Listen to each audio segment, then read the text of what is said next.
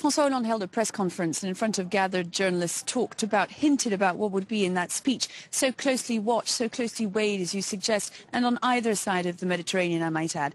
He said that he would be talking about truth. No question, of course, of an apology. The constituency back home, which is against any step that any French president may take towards the Algerian position, is still so strong that that would be politically impossible for him.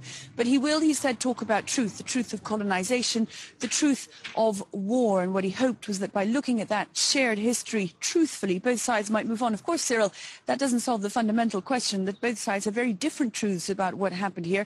For the Algerians, they describe themselves as the country of 1.5 million martyrs, which is the estimate on their side of what the War of Independence cost them in human lives. French estimates of Algerian deaths range at about 200,000. So even there you can see that there's a huge difference.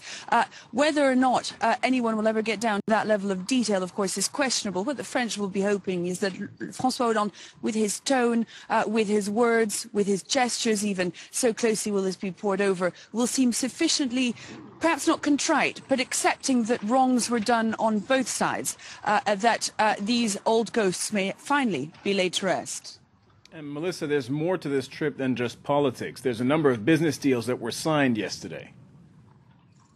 Of course, a number of business deals in the fields of industry, of education and of defence. And principally, Renault, after 3 years of negotiations, is going to build a factory near Oran. It'll be making 25,000 cars by 2014. François Hollande, though, insisted on the equal nature of this new partnership, what he called a partnership of equals, an exceptional one at that. That's what he wants to see. Really, this is really putting down the cornerstone of what the French hope will be a new relationship, kickstart relations with what is one of Africa's richest countries. What's happened, it seems, is that the former colonial masters, who found it for so long very difficult to make any steps towards their former colony, are now coming back looking for lucrative markets that others, notably China, have been very quick to jump on.